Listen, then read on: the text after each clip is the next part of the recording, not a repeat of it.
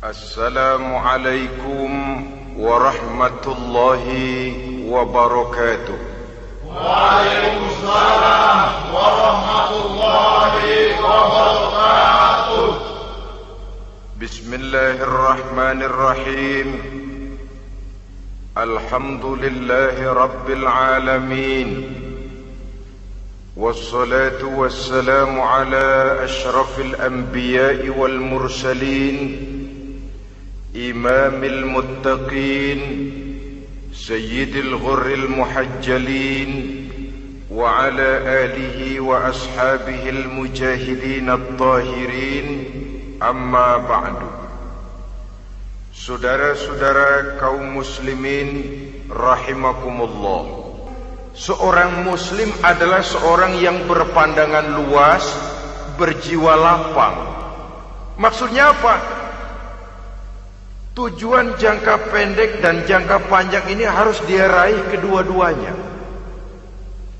Ini yang oleh Al-Quran diajarkan agar setiap muslim mencapai fid dunya hasanah wa fil akhirati hasanah. Kebaikan di dunia, kebaikan di akhirat. Itu arti hasanah. Jangan macam orang dulu punya istri dua pergi haji. Yang satu yang muda istrinya namanya Hasanah, yang satu namanya Khadijah. Waktu tawaf keliling Ka'bah, si suami ini nggak bisa doa apa-apa kecuali Rabbana Atina itu. Tiap putaran Rabbana Atina fid dunya hasanah wa fil akhirati hasanah. Putaran kedua Rabbana Atina fid dunya hasanah wa fil akhirati hasanah. Ini istri tuanya yang namanya Khadijah dengerin aja. Akhirnya di satu saat dia colek suaminya, "Bang, mentang-mentang Hasanah bini muda disebutin melulu. Saya dong disebutin dalam doa." "Iya deh, ntar putaran selanjutnya." Suaminya blow on juga. Putaran kedua dia baca Rabbana atina fid dunya hasanah wa fil akhirati Khadijah.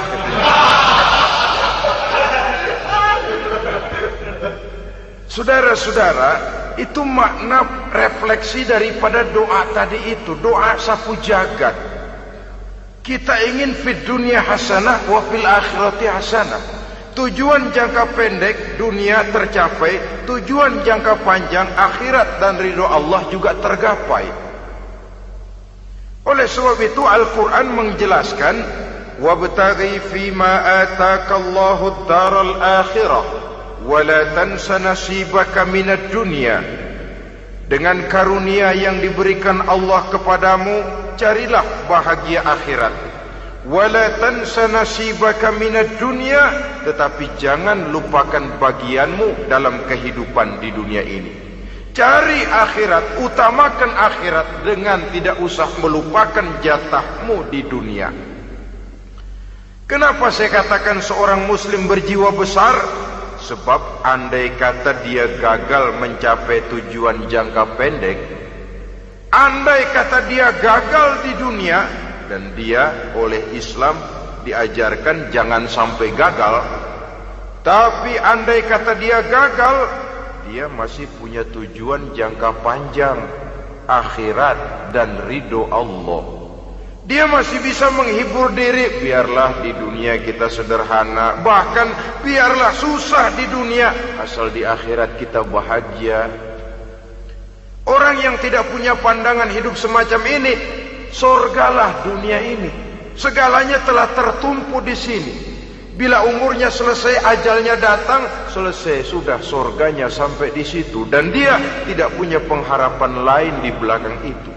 Maka seluruhnya bertumpu pada kehidupan di dunia, padahal dunia seperti air laut, makin diminum makin haus, makin kering tenggorokan.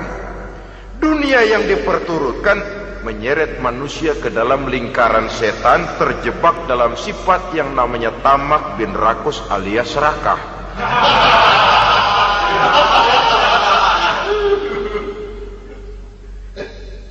Andai kata dia gagal untuk tujuan jangka pendek, dia masih punya tujuan jangka panjang, akhirat. Dia masih sanggup berkata, biar di dunia kita sederhana, bahkan biar kebelangsak sengsara susah di dunia, asal di akhirat kita bisa bahagia. Kan masih ada harapan. Yang paling bangpak, paling rusak betul, sudah di dunia sengsara, di akhirat celaka. Di dunia rumahnya gubuk, pinggir kali miring, asal hujan bocor, utang selebar warung. Bayang kagak, ngaji enggak, puasa enggak, saban malam merit mulu. Saudara hadirin yang saya hormati, lalu kapan mau bahagia kalau sudah di sini susah, di sana akan susah juga. Ini yang pertama, seorang muslim, seorang yang optimis, berjiwa besar, luas pandangan. Kegagalan dia dalam jangka pendek tidak menyebabkan dia melupakan tujuan jangka panjang. Yang kedua, positifnya apa? Cara dia mencapai tujuan jangka pendek diwarnai oleh keyakinan adanya tujuan jangka panjang.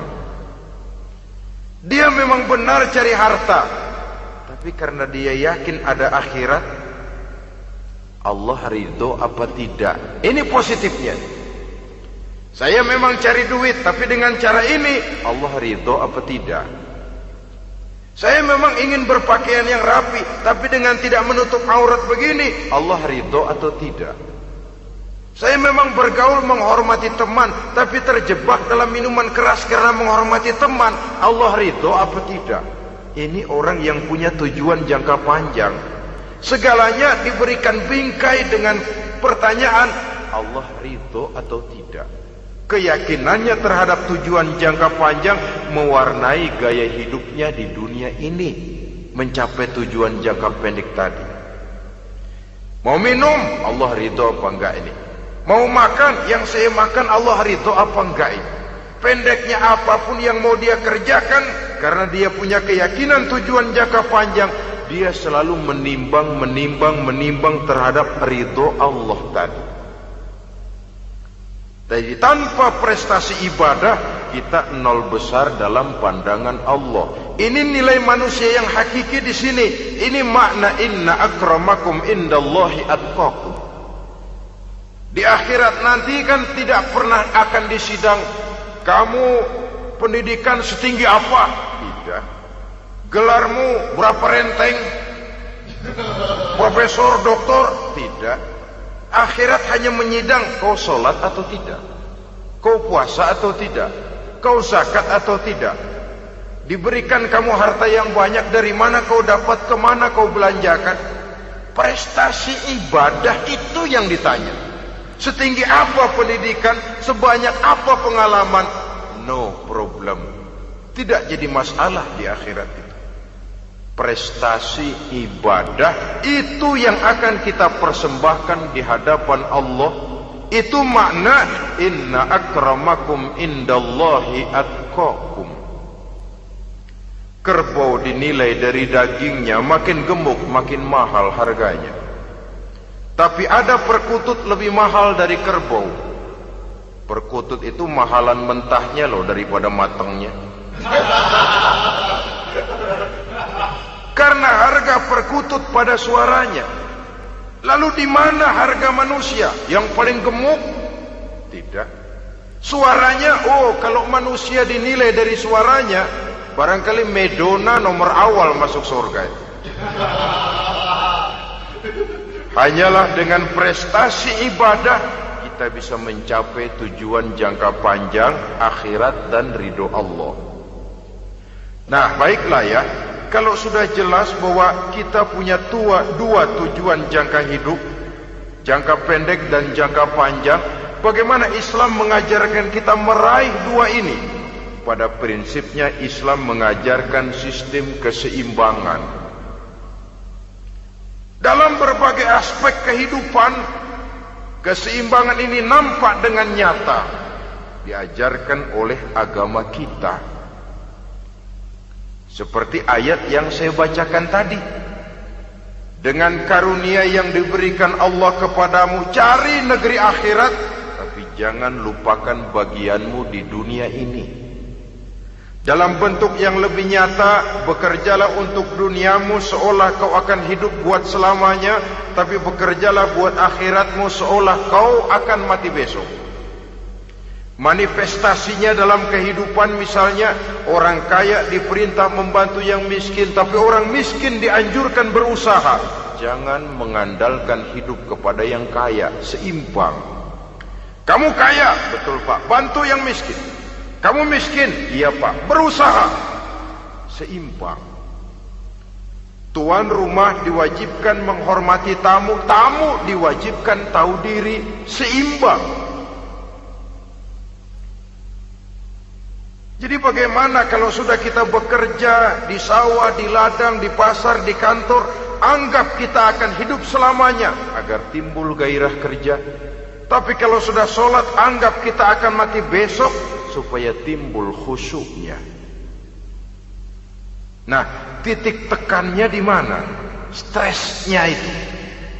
Walaupun Islam mengajarkan sistem keseimbangan, tapi Al-Quran tetap menggarisbawahi walal akhiratu khairul laka minal, bahwa bagaimanapun seimbangnya, akhirat itu lebih utama daripada dunia.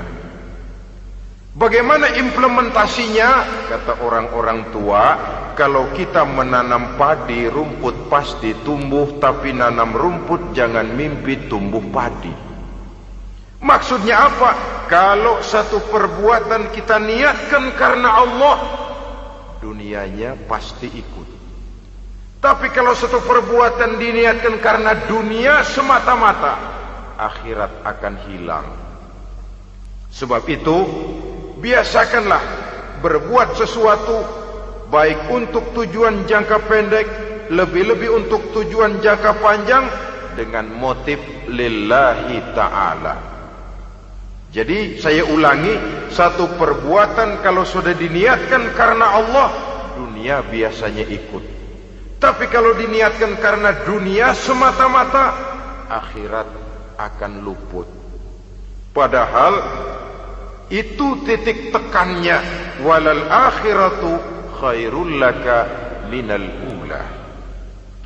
Saudara-saudara kaum muslimin rahimakumullah, ini tujuan hidup.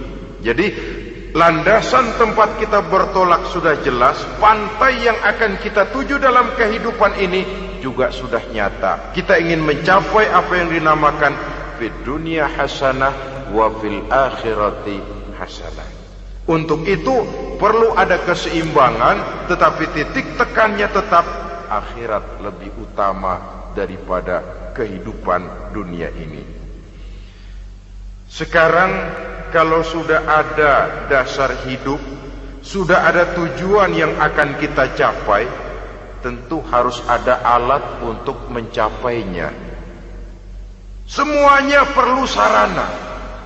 Bahkan pada hakikatnya dalam kaidah usul fikih para ulama mengajarkan lil wasail hukmul maqasid. Sarana dan tujuan hukumnya sama. Ini mestinya mendidik umat Islam jadi pinter. Jangan cuma berpikir melaksanakan satu pekerjaan, tapi juga berpikir menciptakan sarana untuk terwujudnya pekerjaan itu. Misalnya umat Islam wajib pergi haji kalau mampu, kan begitu toh? Kalau dia umat Islam Indonesia, tentu pergi hajinya ke Mekah. Mekah, Jeddah, Mekah, Indonesia perlu sarana angkutan untuk sampai ke sana. Kapal laut, kapal udara. Artinya umat Islam harus maju di bidang teknologi, bisa menciptakan pesawat, bisa menciptakan kapal laut, sarana yang akan menyampaikan dia untuk bisa melaksanakan ibadah haji.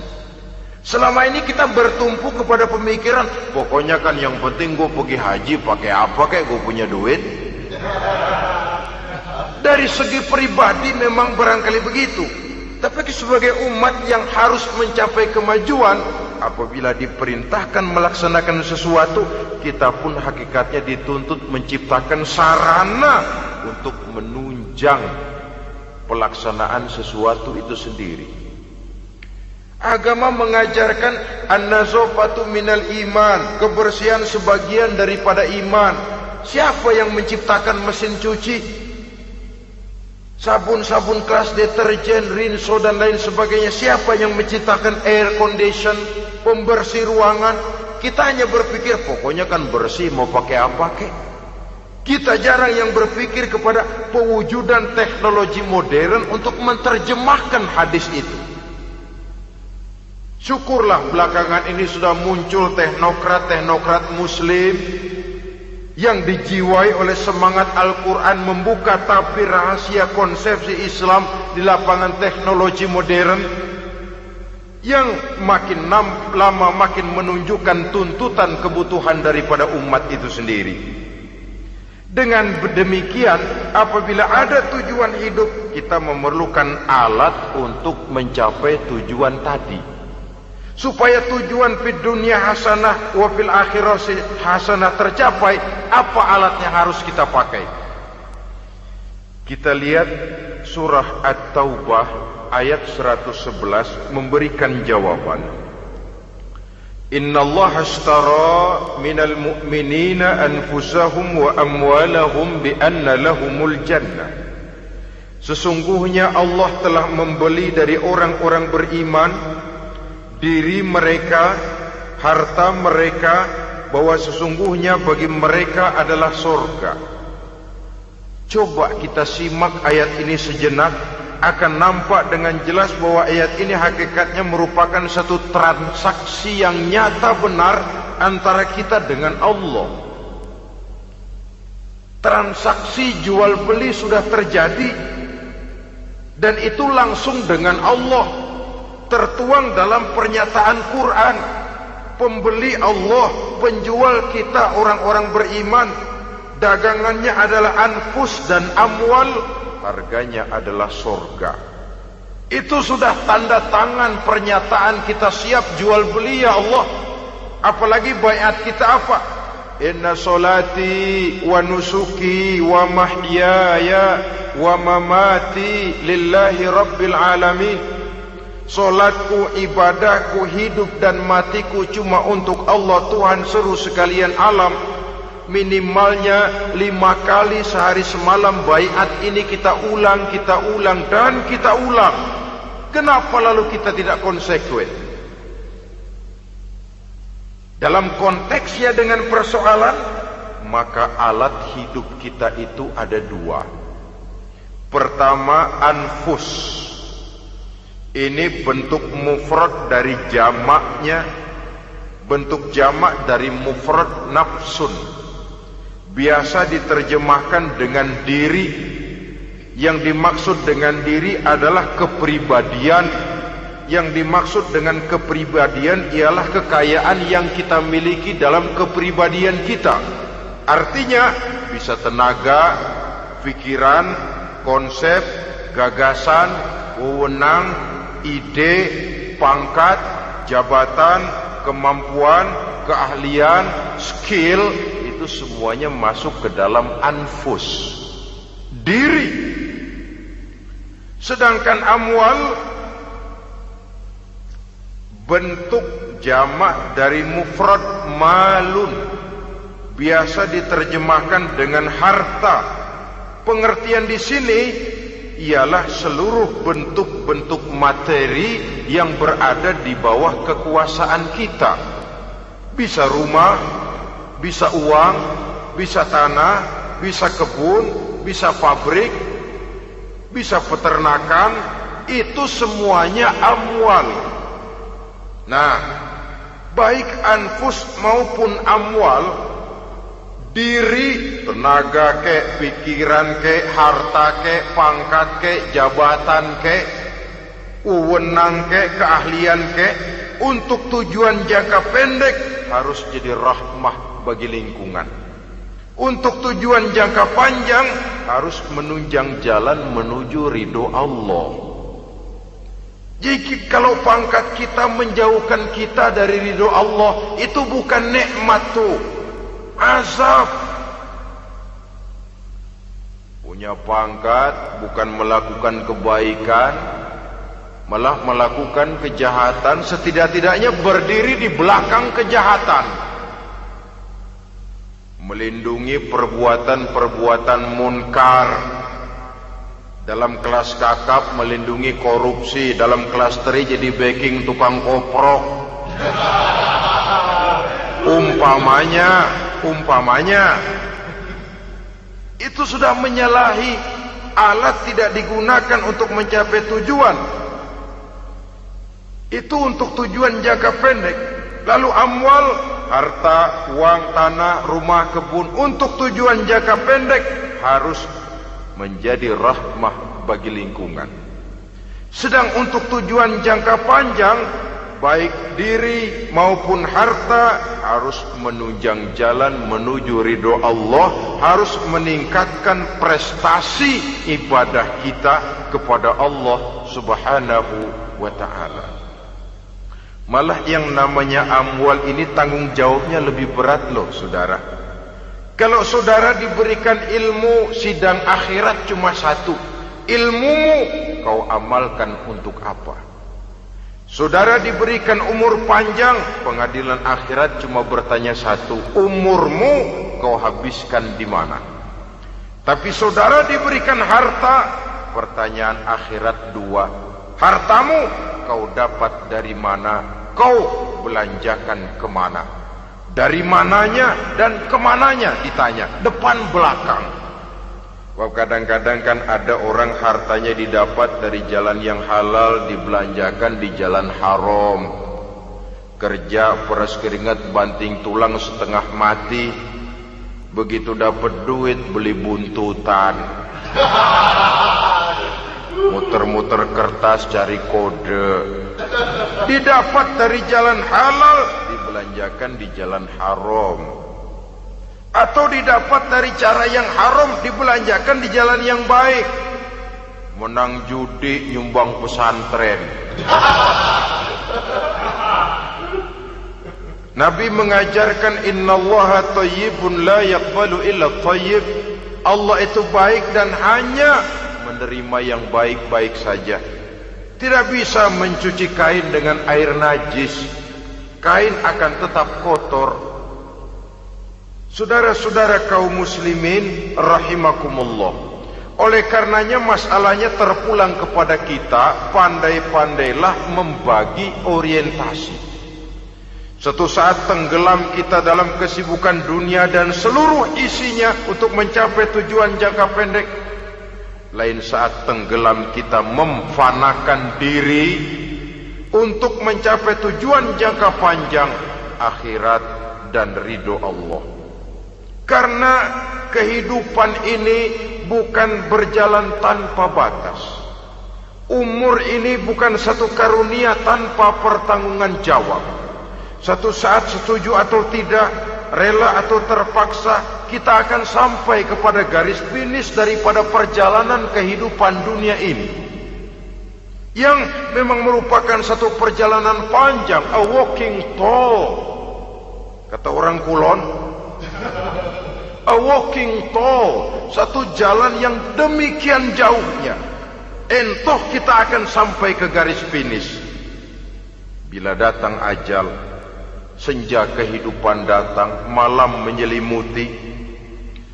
Datangnya tidak pernah kita sangka, tapi sekali dia datang, tidak satu kekuatan yang bisa menolak. Kehadirannya tidak pernah kita harapkan, tapi satu kali dia datang bertamu, pasti terjadi. Dan itu pasti akan kita temui. Alangkah malangnya pada saat kembali itu datang, kita tidak punya prestasi ibadah. Lalu apa artinya prestasi dunia? Apa artinya tujuan jangka pendek kalau kita harus kehilangan tujuan jangka panjang? Rumah kita yang besar, pangkat kita yang tinggi, harta kita yang banyak, bisakah menolong kita untuk kalau sudah kumpul di padang mahsyar nanti? Malaikat, jangan gebugin saya, rumah saya harga 2 miliar.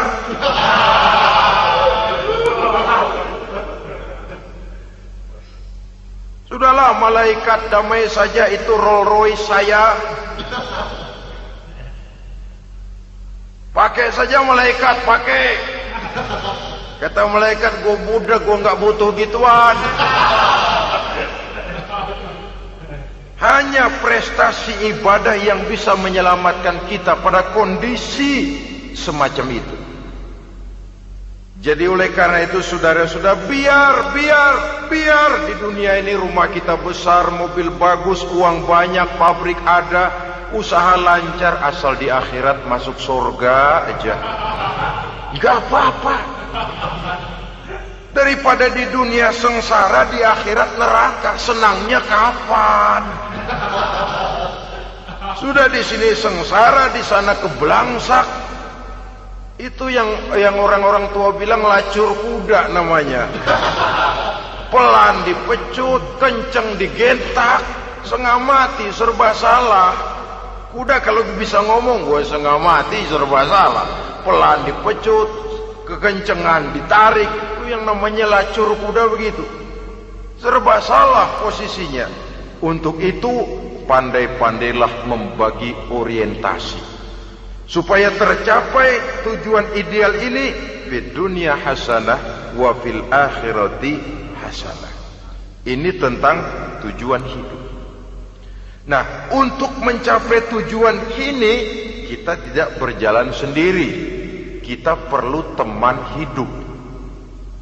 Di samping teman hidup ada pula lawan hidup. Siapa teman hidup kita untuk mencapai tujuan hidup ini? Dalam arti sempit, teman hidup kita suami istri yang taat kepada Allah. Suami istri lebih dari sekedar satu pasangan, juga saling melengkapi, merupakan bagian daripada kehidupan. Suami adalah teman istri, istri adalah teman suami untuk mencapai tujuan hidup tadi. Mencapai fid dunya hasanah wa fil akhirati hasanah. Seiring, seirama, selaras, serasi, seimbang, kata orang sekarang. Teman dalam arti sempit. Adapun teman dalam arti luas, setiap orang yang pandangan hidupnya sama dengan kita. Setiap orang yang akidahnya sama dengan kita. Terlepas dari suku bangsa apapun, warna kulit apapun, bahasa apapun, jikalau keyakinannya sama, pandangan hidupnya sama, dia adalah saudara kita dalam artian yang luas. Islam tidak kenal teritorial, maka tidak ada itu Islam Jepang. Ya walaupun secara formalnya ada, tapi informal, Muslim adalah Muslim, diikat dengan akidah. Itu teman hidup. Lalu lawan hidup siapa? Pertama iblis, dalam segala bentuk dan implementasinya. Yang kedua, setiap orang yang pandangan hidupnya tidak sama dengan kita secara ideologis, itulah lawan hidup kita. Maka yang teman jadikan teman, yang lawan jadikan lawan. Jangan teman dijadikan lawan, lawan dijadikan teman. Itu namanya kopiah dipasang di kaki, pak bakyak naik ke jidat.